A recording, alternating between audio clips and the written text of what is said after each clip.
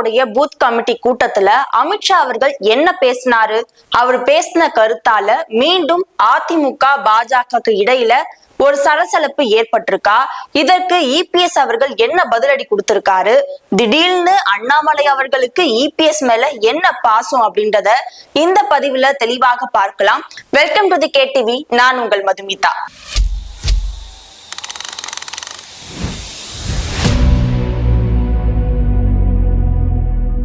திருநெல்வேலியில பாஜகவுடைய booth committee கூட்டம் நடந்திருக்கு. இந்த கூட்டத்துக்கு யார் வந்திருக்கா அப்படின்னா அமித்ஷா அவர்கள் வந்து இந்த முதல் கூட்டத்தை துவங்கி வச்சிருக்காரு. இந்த கூட்டத்துல அமித்ஷா அவர்கள் என்ன பேச போறாரு?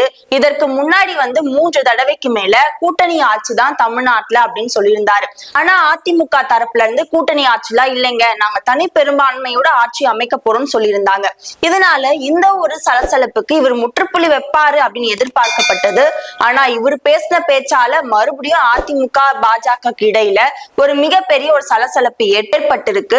அதே சமயம் அவர் சொன்ன கருத்துக்களால இபிஎஸ் தலையில ஒரு இடியே இறங்கிருக்கு அப்படின்னு சொல்லப்படுது. சரி, அப்படி அவர் என்ன பேசினாரு அப்படின்னா, ஆரம்பத்துல ரொம்ப நல்லாவே திமுகவை எதிர்த்து விமர்சனம் பண்ணி பேசினாரு. அவர் என்ன பேசியிருந்தாரு அப்படின்னா, திமுக ஸ்டாலின் அவர்களால அவங்களுடைய மகன் உதயநிதியும் சரி, சோனியா காந்தி அவர்களால அவங்களுடைய மகன் ராகுல் காந்தியும் சரி பிரதமராகவும் முதலமைச்சராகவும் ஆக்கவே முடியாது. அவங்களுடைய எண்ணம் வந்து இப்ப முதலமைச்சர் ஆக்குறது பிரதமர் ஆக்குறதா தான் வேலையா இருக்கு, இது கண்டிப்பா நடக்காது அப்படின்னு சொல்லியிருக்காரு. அது மட்டும் இல்லாம பிரதமர் மோடி அவர்கள் மேல ரொம்ப புகழ்ந்து தள்ளி பேசியிருக்காரு. அதுல என்ன பேசினாரு அப்படின்னா, பிரதமர் மோடி அவர்கள் ரொம்பவே தமிழ் பற்று உடையவர், அவர் வந்து திருக்குறள் பற்றாளர், அது மட்டும் இல்லாம ராஜேந்திரனுக்காக திருவிழா எடுத்தவர், செங்கோல நாடாளுமன்றத்துல நிலைநாட்டினவர் அப்படின்னு சொல்லி தொடர்ந்து பிரதமர் மோடி அவர்களை ரொம்ப பெருமையா பேசி தமிழ்நாட்டுக்கும் பாஜகவுக்கும் பிரதமர் மோடி அவர்களுக்கும் ஒரு நல்ல நெருக்கம் இருக்கு அப்படின்றத அவருடைய பேச்சுல வெளிப்படுத்தியிருந்தாரு. அதே சமயம் துணை ஜனாதிபதியா சிபிஆர் அவர்களை அறிவிச்சது தமிழ் மண்ணுடைய பெருமையை காப்பாற்றுற விதமா இருக்கு அப்படின்றதையும் குறிப்பிட்டு ஒரு தமிழ் பிரச்சாரமாகவே இதை பார்த்து அமித்ஷா அவர்கள் பேசியிருந்தாரு. அடுத்து மசோதாவை பத்தி பேசினாரு. சட்ட திருத்த மசோதா மூலமா குற்றம் செஞ்சவங்க சிறையில இருந்தா 30 நாளைக்கு பிறகு அவங்க பதவி நீக்கம் செய்யப்படுவாங்க. இந்த மசோதாவை திமுக எதிர்க்கிறாங்க, எதிர்கட்சி காங்கிரஸ் எல்லாம் எதிர்க்கிறாங்க. அவங்க ஏன் எதிர்க்கிறாங்கன்னா, அவங்க கட்சியை சேர்ந்த பொன்முடி, செந்தில் பாலாஜி போன்றவர்கள்லாம் சிறையில இருந்துட்டே பதவியில இருந்தாங்களே, அந்த மாதிரி ஒரு நிலையெல்லாம் மாத்தணும்ன்றதுக்காக இந்த மசோதா இயற்றப்படுது. இததான் திமுக எதிர்க்கிறாங்க அப்படின்னு திமுகவை ரொம்பவே டார்கெட் பண்ணி அமித்ஷா அவர்கள் பேசியிருந்தாரு. அவர் இதெல்லாம் பேசும்போது அதிமுகவினரே ரொம்ப உற்சாகப்பட்டு கேட்டிருப்பாங்க. இதுக்கப்புறமா தான் ஒரு ட்விஸ்ட அதிமுகவுக்கு கொடுத்திருக்காரு அமித்ஷா அவர்கள். அப்படி என்ன சொல்லியிருக்காரு அப்படின்னா, தேசிய ஜனநாயக கூட்டணி தமிழ்நாட்டுல ஆட்சியை பிடிக்கும் அப்படின்னு சொல்லியிருக்காரு. கண்டிப்பா பாஜக அதிமுக கூட்டணி ஆட்சியை பிடிக்கும் அப்படின்னு பாஜக தலைமையில என்டிஏ கூட்டணி தலைமையில தான் அதிமுக இருக்கிற அளவுக்கு அவர் பேசியிருந்தாரு. இது மட்டும் இல்லாம போன தேர்தல் அப்ப பாஜக 18% வாக்குகளை வாங்கியிருந்தது. அதே மாதிரி அதிமுக 21% வாக்குகளை வாங்குச்சு. இப்ப மொத்தம் 39% வாக்கு இன்னும் பலமா இந்த தேர்தலை நாங்க சந்திக்க இருக்கோம் அப்படின்னு ஒரு கணக்கோட சொல்லியிருந்தாரு அமித்ஷா அவர்கள். இப்படி அவர் சொன்னது மூலமா ரொம்ப தெளிவா மறுபடியும் உறுதியா சொல்லியிருக்காரு, தமிழ்நாட்டுல பாஜக தலைமையிலான என்டிஏ கூட்டணி ஆட்சியை பிடிக்கும் அப்படின்றத திரும்ப திரும்ப சொல்லி அதை உறுதியா சொல்லிட்டு போயிருக்காரு அமித்ஷா அவர்கள். இதுதான் இபிஎஸ் அவர்களுக்கு மறுபடியும் ஒரு நெருக்கடியை கொடுக்கிற விஷயமா பார்க்கப்படுது. பாஜக தரப்புல இருந்து கூட்டணி ஆட்சி தான் அப்படின்றதுல ரொம்ப தெளிவா ஒவ்வொரு மேடையிலும் சொல்லிட்டு இருக்காங்க. ஆனா இபிஎஸ் அவர்கள் தாம் பக்கம் ஒரு கருத்தை முன் வச்சுட்டு இருக்காரு. இவர் சொன்ன இந்த கருத்துக்கு பதிலடியா செங்கல்பட்டுல மக்களை காப்போம் தமிழகத்தை மீட்போம்னு பரப்புரையில ஈடுபட்டுட்டு வந்த இபிஎஸ் அவர்கள் இதற்கு பதில் சொல்லியிருக்காரு. ஆனா நேரடியா அமித்ஷாவை குறித்து பேசாம தமிழ்நாட்டுல நாங்க தனி பெரும்பான்மையோட அதிமுக ஆட்சியை பிடிக்கும் அப்படின்னு அவர் தரப்புல இருந்து சொல்லியிருக்காரு. இது எப்படி பார்க்கப்படுது? ஒரே கூட்டணியில இருக்கிறவங்க வெவ்வேறு கருத்தை வெவ்வேறு இடத்துல சொல்றது தொண்டர்களுக்கு அது எப்படி போகும், அதிமுக தொண்டர்கள் அது எப்படி பார்ப்பாங்க அப்படின்னு பல சந்தேகங்களையும் கேள்விகளையும் எழுப்பியிருக்கு. இதற்கு அப்புறமா அமித்ஷா அவர்கள் பேசினதை தொடர்ந்து அண்ணாமலை அவர்கள் பேசினாரு. அண்ணாமலை அவர்கள் பேசினப்ப திடீர்னு என்னடா இபிஎஸ் அவர்கள் மேல இவ்ளோ பாசம் அப்படின்ற அளவுக்கு இருந்தது.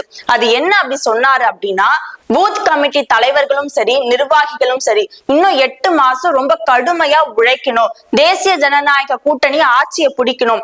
அது மட்டும் இல்லாம இபிஎஸ் அவர்கள் எதிர்கட்சி தலைவரா இருக்கிற இபிஎஸ் அவர்களை முதலமைச்சர் ஆக்கணும், அது நம்மளுடைய கடமை அப்படின்னு சொல்லி அண்ணாமலை அவர்கள் பேசியிருக்காரு.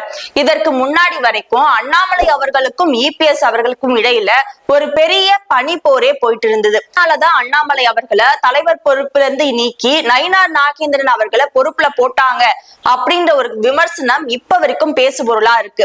அப்படி இருக்க திடீர்னு அண்ணாமலை அவர்கள் இபிஎஸ் அவர்களை முதலமைச்சர் ஆக்குவோம் அப்படின்னு சொல்லியிருக்காரு. ஆனா இவர் சொன்ன வார்த்தையை கூட அமித்ஷா அவர்கள் சொல்லல. அதாவது இபிஎஸ் அவர்களுடைய பேரை ஒரு முறை கூட அமித்ஷா அவர்கள் சொல்லல அப்படின்றதுதான் மறுபடியும் ஒரு கேள்விக்குறியா மாறி இருக்கு. ஏன்னா கூட்டணி ஆட்சின்னு சொல்றாரு, கூட்டணி தலைவரா இருக்கிறது இபிஎஸ் அவர்கள். இபிஎஸ் அவர்கள் பேரை சொல்லாம வெறும் தேசிய ஜனநாயக கூட்டணின்றத மட்டும் அமித்ஷா அவர்கள் மீண்டும் மீண்டும் சொல்லிட்டு இருக்காரு. அதை சரி செய்யணுன்றதுக்காக தான் அண்ணாமலை அவர்கள் இபிஎஸ் பேரை சொல்லியிருக்காரு அப்படின்னு சொல்லப்படுது. அதே சமயம் அண்ணாமலை அவர்கள் திமுகவையும் ரொம்பவே விமர்சனம் பண்ணி பேசியிருக்காரு. திமுக ஆட்சிக்கு வந்த பிறகு 4 வருஷமா மக்களுக்கு பாஜக ஒரு அரணா இருந்து உழைச்சிட்டு இருக்கு.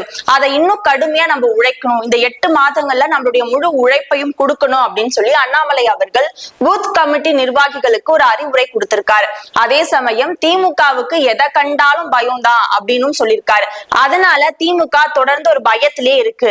இப்படி பயந்துட்டு இருக்கிற திமுகவை நிரந்தரமா வீட்டுக்கு அனுப்பணும் அப்படின்னு அண்ணாமலை அவர்கள் சொல்லியிருக்காரு. இந்த மாதிரி ஒரு மாநாடு தொடர்ந்து 6 மாநாடு நடக்க இருக்கு அப்படின்றதையும் இந்த பூத் கமிட்டி மாநாட்டுல தெளிவுபடுத்தியிருக்காங்க. பாஜக தன்னுடைய கட்சியை தமிழகத்துல வலிமைப்படுத்தணும்ன்றதுக்காக தொடர்ந்து பல முயற்சிகள், பல பிரச்சாரங்கள், பல மாநாடு நடத்திட்டு வராங்க. அதுல முதல் கட்டமா இந்த மாநாடு பார்க்கப்படுது. இந்த மாநாட்டிலேயே பாஜக தான் ஒரு பலம் வாய்ந்த கட்சியாவும் திமுக வெர்சஸ் பாஜக அப்படின்ற ஒரு நிலைமையை உருவாக்குறதுக்காக அமித்ஷா அவர்கள் இப்படி பேசியிருக்காரு அப்படின்னு சொல்லப்படுது. விஜய் அவர்கள் தன்னோட மாநாட்டப்ப அதிமுகவை ரொம்ப பங்கமா கலாய்ச்சிருப்பாரு. அது என்னன்னா, RSSக்கு அடிமையா அதிமுக இருக்கு அப்படின்னு சொல்லியிருப்பாரு.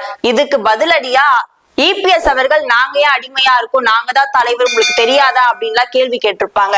ஆனா விஜய் அவர்கள் சொன்ன மாதிரியே இப்ப அமித்ஷா அவர்கள் பேசின பேச்சுல பாஜகவுடைய கைதான் தமிழ்நாட்டுல ஓங்கி இருக்கு அப்படின்ற அளவுக்கு பேசியிருக்காரு.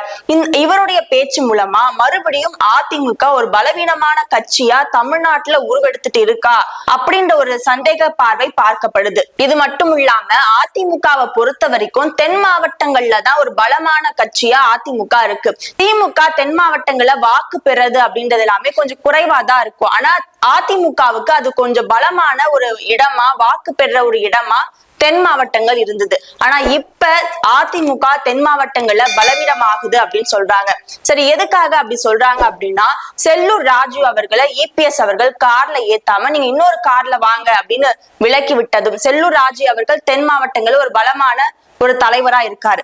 அதே சமயம் ஓபிஎஸ் அவர்கள் அதிமுகவுல இருந்து விலகுனதும், சசிகலா போன்றவர்கள்லாம் தென் மாவட்டங்கள்ல கொஞ்சம் பலம் வாய்ந்து இருக்காங்க. இவங்களுடைய அதிருப்தியால அதிமுகல இருக்கிற இபிஎஸ் அவர்கள் மேல தென் மாவட்டங்களுக்கு கொஞ்சம் அதிருப்தி இருக்கு.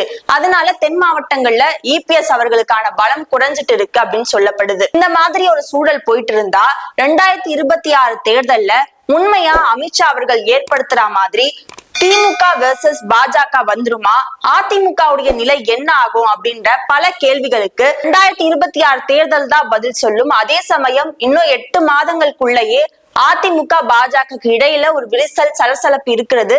தேர்தல் சமயத்துல எப்படி எதிரொலிக்கும் அப்படின்னு பார்க்கப்படுது. இதற்கெல்லாம் ஒரு உறுதியான பதில அமித்ஷா அவர்களும் இபிஎஸ் அவர்களும் சேர்ந்து உரையாடி அவங்க 2 பேரும் ஒரே மேடையில சொன்னாதான் அதிமுக பாஜக கூட்டணி கொஞ்சம் வலுவா இருக்கு அப்படின்னு நம்ப முடியும். இல்லனா 2 பேர் தரப்பிலும் நாங்க தான் பலம் அப்படின்றத வெறும் வார்த்தையால சொல்லிட்டு இருந்தா 2 கட்சிகளுக்கு இடையில கண்டிப்பா ஒரு சலசலப்பு, விரிசல் தான் இருக்கு அப்படின்றது இப்ப வெளிப்படையா தெரிய ஆரம்பிச்சிருக்கு. இதே ஒரு நிலைமை போயிட்டு இருந்தா கண்டிப்பா அது கூட்டணியில ஒரு விரிசலை ஏற்படுத்தி இபிஎஸ் அவர்கள் அமித்ஷாவுக்கு அடிப்பணிற ஒரு சூழல் வந்துடும் சொல்லப்படுது.